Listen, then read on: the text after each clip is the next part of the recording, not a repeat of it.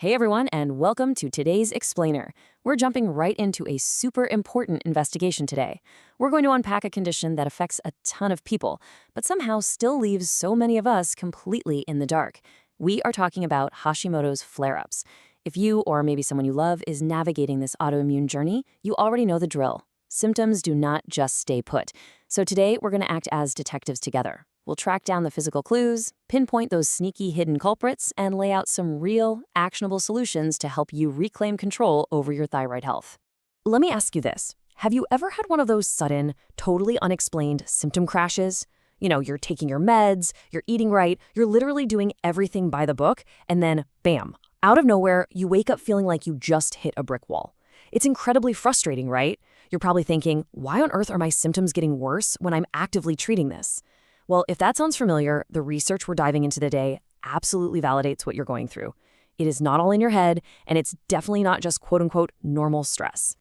Okay, let's dive right into our roadmap for today. First, what is a flare-up? Second, spotting the key signs. Third, normal symptoms versus flare-ups. Fourth, common causes and triggers. And finally, treatment and lifestyle changes. All right, kicking things off with Section 1, what exactly is a flare-up? We really need to get to the bottom of this core mystery behind those sudden symptom spikes. To really grasp what a flare-up is, we've got to set the baseline first. Hashimoto's disease is an autoimmune condition. Basically, this means your immune system, which is supposed to be your body's personal bodyguard, gets a little confused and mistakenly attacks your own thyroid gland. This constant, ongoing attack causes damage and inflammation, and eventually it stops the thyroid from making enough of the hormones you need to keep your metabolism running smoothly. It's essentially friendly fire happening right inside your body.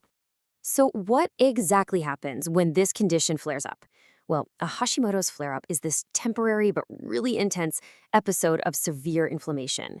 It triggers a massive, sudden spike in those hypothyroid symptoms, and it can drag on for days, sometimes even weeks.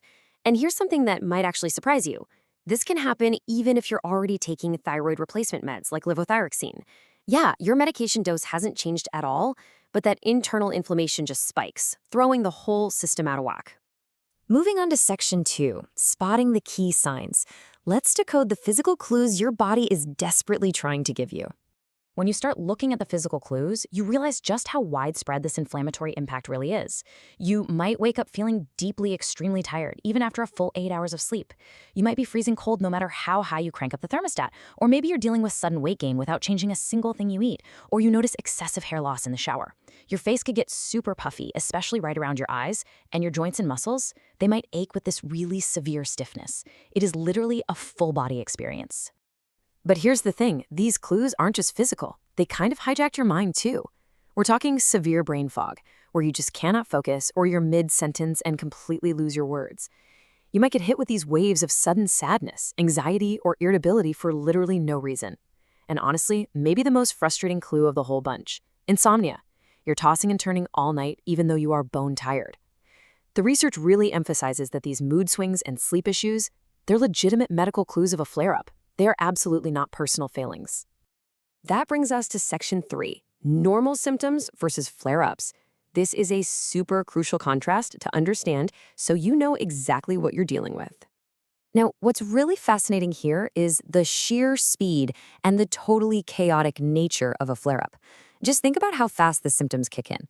Normal thyroid symptoms usually creep up on you slowly. We're talking over weeks or even months. But a flare-up? It hits you suddenly, over just a few days.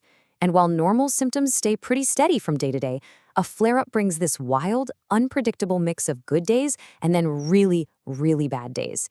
The intensity spikes from mild and manageable to just completely overwhelming, coming and going in these distinct episodes. Let's zoom in on a specific example, because I think this is a real aha moment. Take fatigue, for instance.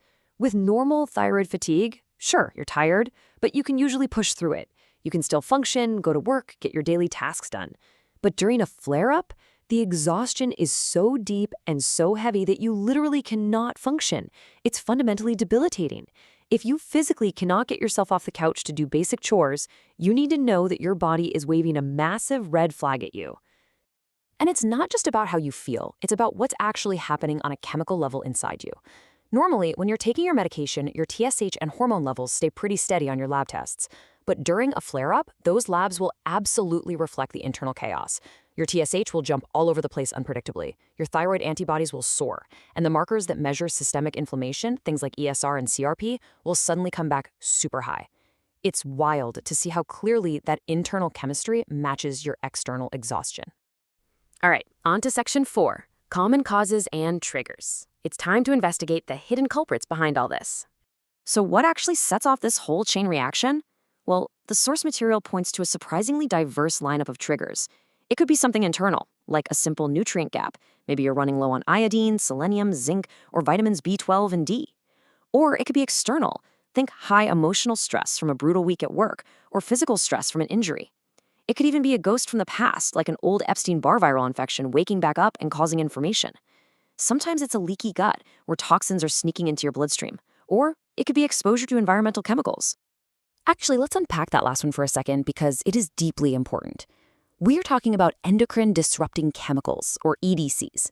These are hidden, shockingly common chemicals found in stuff we use every day. Plastics, your drinking water, those glossy store receipts, even your daily lotions.